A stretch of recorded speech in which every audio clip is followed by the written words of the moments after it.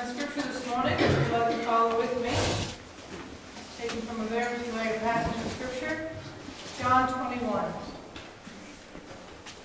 John 21. Do you love me?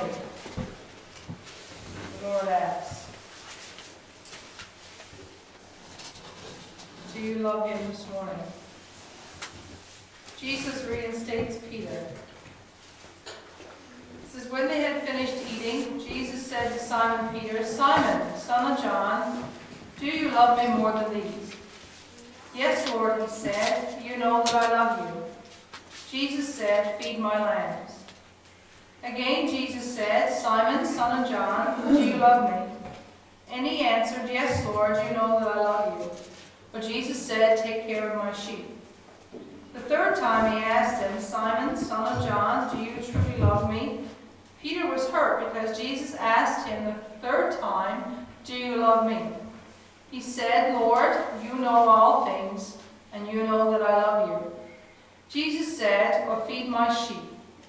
Very truly, I tell you, when you were younger, you dressed yourself and went where you wanted. But when you are old, you will stretch out your hands, and someone else will dress you and lead you where you do not want to go. Jesus said this to indicate the kind of death by which Peter would glorify God. Then he said to him, follow me. Peter turned and saw that the disciple whom Jesus loved was following them. This was the one who had leaned back against Jesus at the supper and asked, Lord, who is going to betray you? When Peter saw him, he said, Lord, what about him? Jesus answered, if I want him to remain alive until I return, what is that to you? You must follow me.